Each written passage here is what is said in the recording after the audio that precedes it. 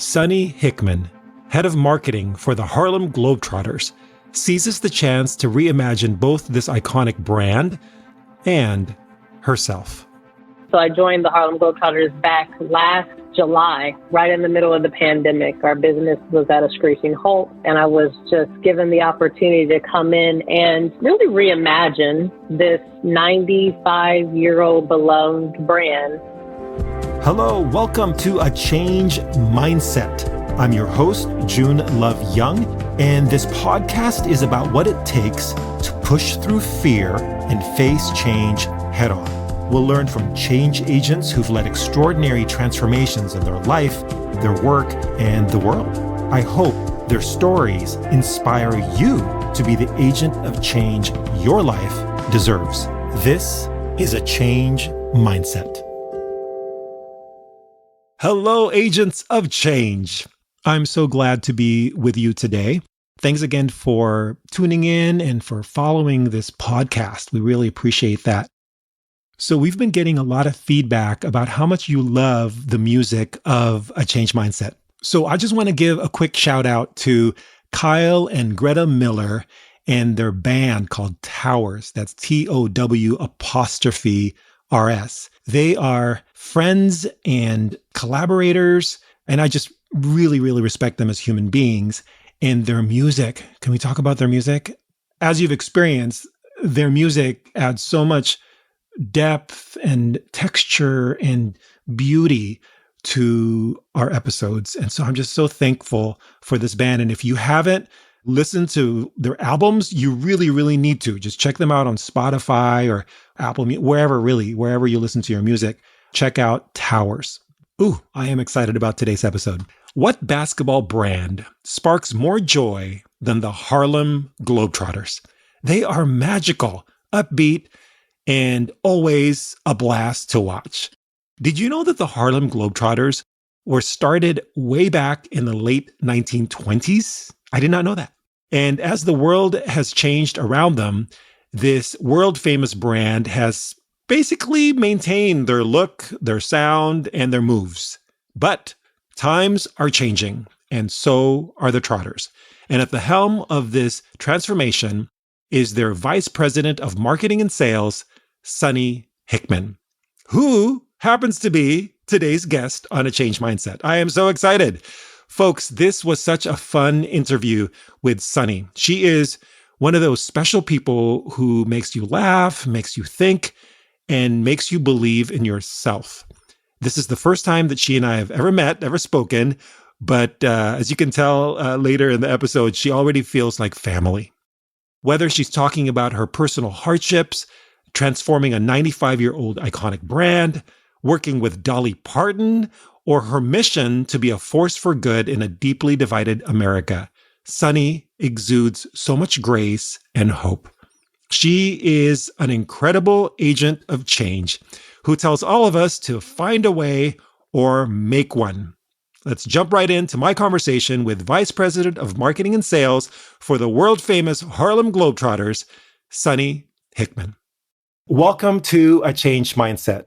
Thank you. Thank you for having me. What an interesting thing. Like, your folks reached out to me saying, hey, we'd love for you to consider Sunni to be a guest on the show. And so then I read about you and I was like, absolutely. We would be honored. Thank you for saying yes and allowing me the opportunity to come and chat with you. As I was, reading about your podcast, so much of it resonates for me. So I look forward to sort of sharing some of my journey. Sunni, for those who are listening, would you mind just introducing yourself? My name is Sunni Hickman. So I'm from Dayton, Ohio, but I'm a Midwestern girl with Southern ways. I went to college in Atlanta, Georgia at Clark Atlanta University. So I do, think about Atlanta as home now. My kids were born here. I am a wife and I'm a mother and I'm a Gigi. I'm not a grandma or a granny or a nana, but I'm a Gigi. I love basketball. My romance with my husband is actually kind of a love and basketball story of how we met. He's a coach. Our son plays. I'm a fur parent. So we have a puppy named Penny. I can't leave Penny out for all my fur parents out there. And I am just blessed and fortunate. I've been marketing for a very long time, really blessed to work for a host of incredible companies and brands in my career. Today, I am the Vice President of Marketing and Sales for the world famous Harlem Globetrotters. Harlem Globetrotters! Oh my goodness!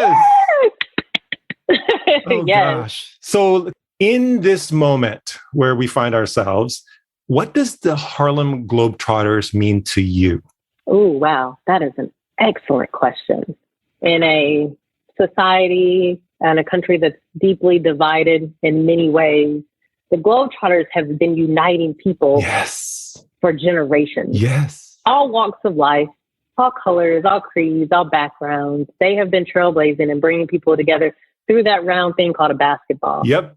So what it means to me is being a steward and to support the incredible men and women who are Harlem Globetrotters, to allow opportunities for them to continue to do that and continue to shape generations and show people, you know, that you can be whatever you want to be, whatever that looks like, and you can help people come together in a special way. And it doesn't have to be so complicated. It actually can be really fun, but the connections can be really, really deep that just unites families and puts smiles on faces.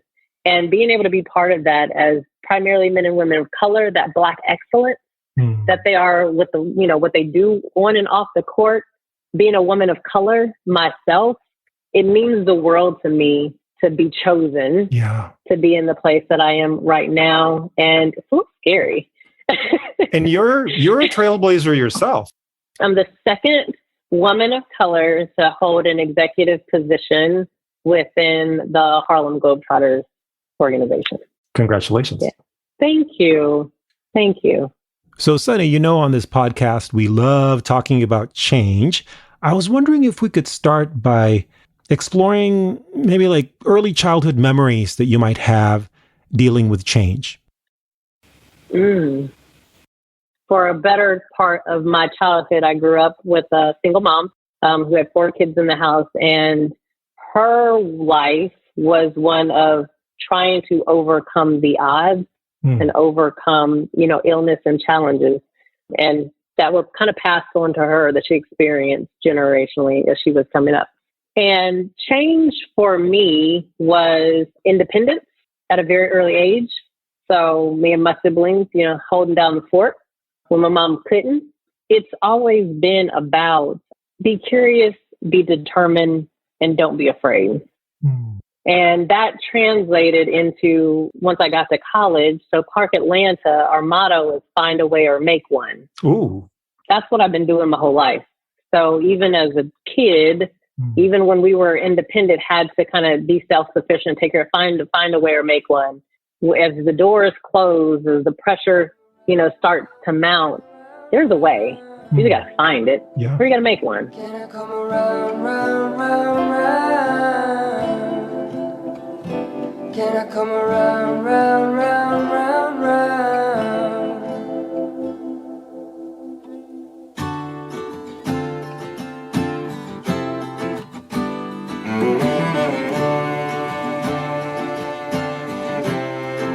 So, Sunni, where does your change story begin?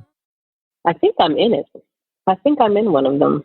One of the most challenging chapters. I think I'm living it. And it is what I'm doing today of reimagining an iconic brand. And it is both professionally, but it's also personally. So I joined the Harlem Globetrotters back last July, ironically, right in the middle of the pandemic. Our business was at a screeching halt. And I was just given the opportunity to come in and really reimagine this 95-year-old beloved brand, Trailblazers. You know, took this game of basketball, this sport that is beloved around the world. You know, they introduced it internationally. And here I am from Dayton, Ohio, the Midwestern girl with Southern ways, being gifted with the opportunity to reimagine it because it's lost its relevance. The Globetrotters, we have lost 2, maybe 3 generations. And if the Globetrotters, if we continue down that same trajectory we were, there is risk that the Globetrotters become just history. The opportunity that I have right now is to change it. Now, being 95 years old, you've been doing things the same way for a long time. Right. Right? There are cultural norms. The uniform and the colors that the Globetrotters wear, it is red and white shorts, right? It is a certain look. And changing that to drive relevance and connect with culture, that is hard. Yeah. In a society, in a culture that is hyper connected, right? With YouTube and with, Instagram and with Snapchat, and we're entertained from so many different places. So finding ways to create those meaningful relationships between our players and people is a huge challenge, and it's a space that the Globetrotters haven't been. Tell us the backstory. Like, how did you end up at the Harlem Globetrotters? So I was at Dollywood. I moved into a corporate, if you will, marketing position for a few years, and I was still working, doing marketing communications and supporting many properties. And then the pandemic happened, and I watched all of our parks and aquariums and the Globetrotters, and all of them come to a screeching halt and close all of our doors and our gates. That's when my CMO, Steve Hollowell, who is a mentor and a friend, but as he was sort of looking out at our business and thinking about the Globetrotters and what the brand has meant to him and what he believes it means to people, he came to me and said, "So, what do you think about the idea of stepping in and leading the Harlem Globetrotters as the VP of marketing?" And like my jaw dropped, and I just, I sat there for a minute, and I'm like, oh my gosh, this is huge. So last July, I moved into this role with a huge charge of what are we going to do now? Like, how do we reimagine this brand? So you were hired to do this change. I was hired to figure out what our trajectory should be. Like, how do we reimagine this brand? The framework of what that might be and the shape that it should take, that was the first thing that I did when I came into the role. And then after that, it's squad goals. I needed to find a squad of some of the best in the business, creative minds, strategic brand building minds who worked on some of the best brands ever. And Steve Hollowell, again, my CMO, had brought an incredible partner to us, Brand Positioning Doctors, who has locked arms with us in this journey. Incredible PR firm, Media Frenzy Global. We creative houses, so amusement parks. So Jimmy Smith, who is like a creative marketing savant. We work with folks from Broadway. So we had a Broadway team who worked with us as we talked about, how do we reimagine the show? So that game experience people come to, what should that look like? And how does that evolve? So from the uniform, every aspect. So really where I started was, what are all of the various nodes that we should start to consider? And then how do we get the right squad to develop the strategy? And then that ultimately led to relaunching the brand and business this summer. Yeah. We have some dope stuff coming. I can't wait. It's how you call it water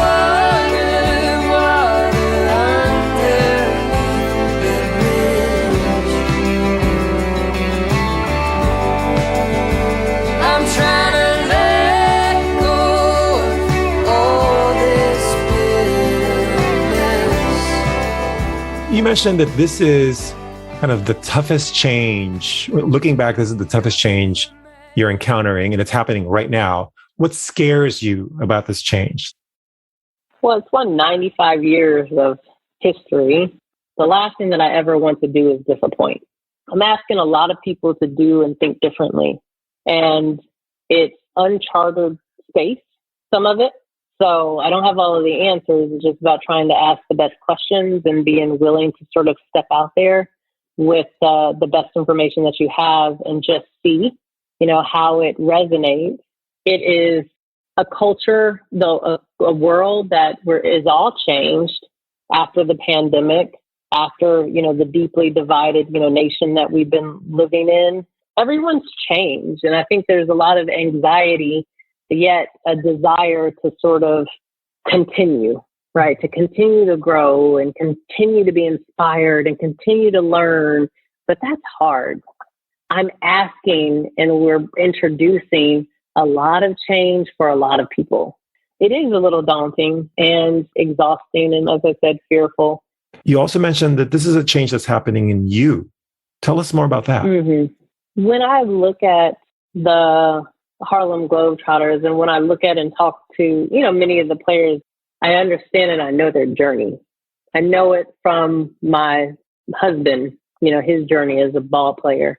I know it in the journey that my son is on right now, as a ball player, specifically as young Black men. After the murder of George Floyd, the world said enough.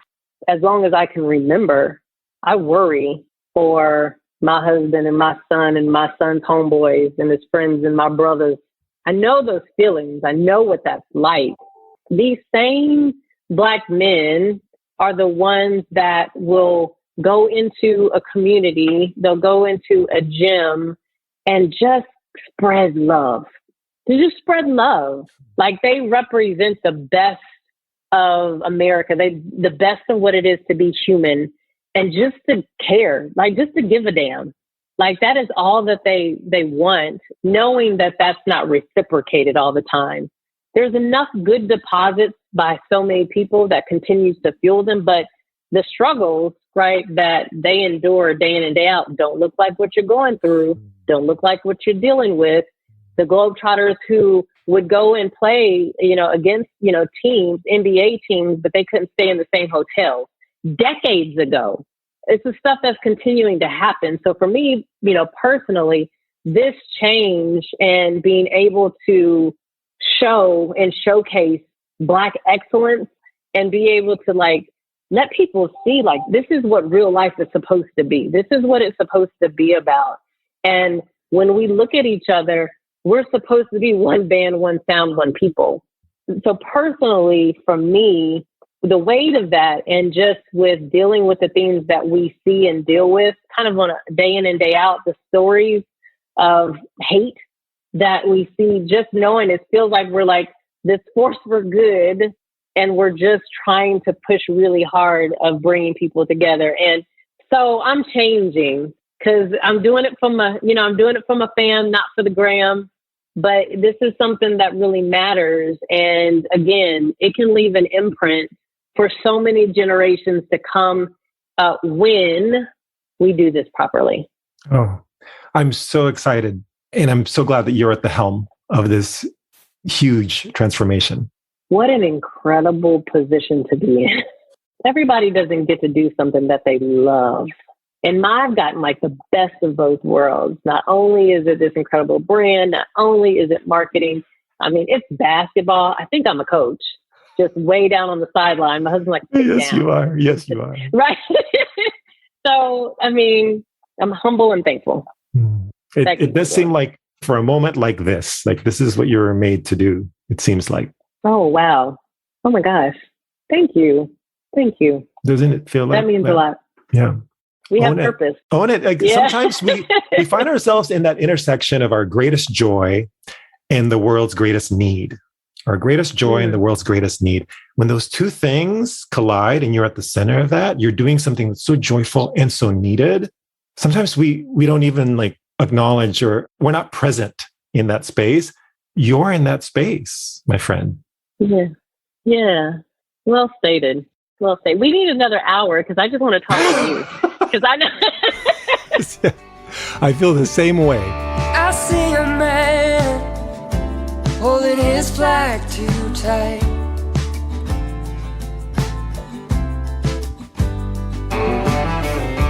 Going to battle, thinking that God is on his side. Can I come around, round, round? I am curious about something, and I know I'm going to regret it if I don't ask you this. I am a big Dolly Parton fan, as I'm sure many of our listeners are. I want to know, how did you end up at Dollywood, and what was it like to work there? I came across a job posting for a director of marketing position for the Dollywood company. I was like, I'm going to apply. I was uncertain. I was like, I don't know what kind of marketing job I'll be to find in Tennessee. I don't know how this is going to work. Came across that. It was like the job was closing. So it was like the last day or so. And I applied and they called, I interviewed. I didn't get that job, but then they called me a short time later and said, well, I think we want to talk to you about an opportunity. And I fell in love with the Dollywood company and Hersham Family Entertainment. And I had the wonderful opportunity to work for Miss Dolly Parton. You said your colleague was like, oh my God, Dolly. Listen, she's as incredible, more incredible than you could even imagine her to be. She's just so gracious. She's funny. Her heart is gold. But my time at Dollywood was really special. I learned so much. What we do every day is we work to help families create memories worth repeating. Ooh, I love that. Now, who's not here for that? Seriously. I'm here for it right now. Right. Helping families make memories worth repeating. Make memories worth repeating. Taking that time out.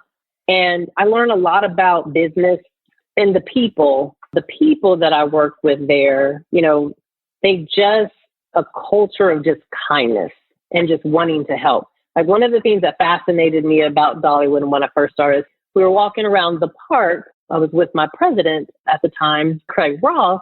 And as we're walking and we're chatting and talking about brand and all these things, but he would stop. And if he saw trash litter on the ground, he'd stop and pick it up and throw it away. Hey, this man is the president. Why is he out here on litter duty while we are walking around this park? There was just always this sense, and it was shared from president to president, from the top down, over, across, of contributing and trying to make things the best that they could and create the absolute best experience that you could for guests. So that mindset, just the little things about that. And I learned that that's been that way for decades. That's just the Dollywood way. That sort of resonated for me sort of with everything. Like, what are you willing to do? Yeah. So it's not just what you ask people to do. Are you willing to participate and do it too? Because if you're going to shape, change, influence people, you get people to trust, and people will be willing to do anything if they know that you're in it with them. Special time. Wow. Special time.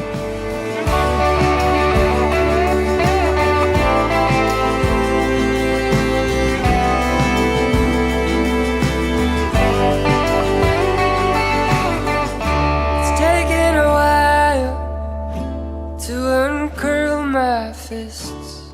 Last question. For those who are, at rock bottom, they're against the ropes, they've struck out over and over again, what is your message to them? There is a door. There is a door. Trust that there is a door. Look for that door. And if it's cracked, barely open, kick it down. Kick it down. Kick it down. That's it. Yeah, it's there for a purpose. Doors open and close for a reason. I've been fired and I laid on the couch for 2 days and it was like, okay, there's enough of that. Find a way to make one. My husband and I, we're both quite young with our children and trying to figure out our way in our careers. We had hard times. Yeah. I had lights turned off, water turned off, cars repossessed. I mean, it was like life happens, and it happens to everyone in different ways as you're working to figure it out. But never in those times when I was going to work would I act like or reflect that circumstance that was happening, because I didn't want it to risk the next opportunity. I didn't want to close myself off to what might be next. Right. That's different than having people that you can entrust because you need to have those people that you can trust and share your feelings and what you're dealing with, because that's your support, right? That's going to help you get out of it. But as you're stepping out, you never know the mark or the imprint that you might make on something. If you're just transferring all that you're going through on them, you're going to miss something. So part of my mindset was just don't look like what you're going through. Yeah. Fix that hair, honey. Right. Put that dress on. Manifest the best, like the dream, right? Yes. Yes. Because that's like what's going on right now is not really who you are. It's just a setback. That's a moment, right? So the moment, as hard as it is in the moment. And I think one of the terms that, especially I feel like in the last year, that I've used a lot more in many in my circle around me is grace. Give yourself grace to deal and feel how you feel, because it's real, but it's a moment and it's not the thing that's truly going to define you and define what's next. Sunni Hickman, you are a coach. I don't know what you're talking about. You are a coach. Thank you so much for spending this time, and all the best to you and the Harlem Globetrotters. Thank you. Thank you so very much. You've been a treat. Your energy is just, I feel it. I truly feel it. And so thank you for giving me the space to be vulnerable. You've been outstanding. Thank you. Thank you, Sunni. It's hard to call it water underneath the bridge. Coming up, we reflect on this change story and how you might apply it to your own life.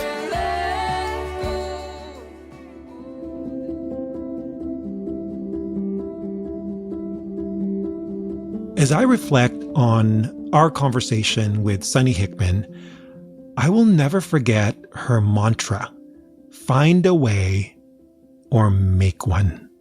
Oh, so good. Throughout her life, in her toughest times, her hopeless moments, she pulls herself together and looks for that next door of opportunity. And if there isn't one to be found, she makes one. What a powerful mantra, especially for those times when we feel stuck and can't really see how change is possible. Let me ask you this. In what areas in your life right now do you feel stuck? Have you given up? Have you lost hope? Have you settled for less than what your life was meant to be? Have you been made to believe that your dreams are impractical, your needs unimportant, your concerns inconsequential? Agents of change, I hope you never forget that you matter. Yes, you matter. Your voice, your needs, your dreams, all of it, all of you matters. And because you matter, don't ever give up just because it doesn't look like there's another way possible. There is always another way. Find the way. Search high and low, turn over every rock, every stone, and if you really can't find it, make a way. Make a way. Make a way. Until next time, go in peace. Thank you for listening to today's episode of A Changed Mindset. If you want to be inspired to lead change in your own life, head over to achangedmindset.com, where you can find more resources, tips, music, and a place where you can share your own change story. And please follow us on Spotify, Apple, or wherever you listen to your pods, because you do not want to miss the amazing episodes coming up. A Changed Mindset is brought to you by Zoom Communications with music by Towers.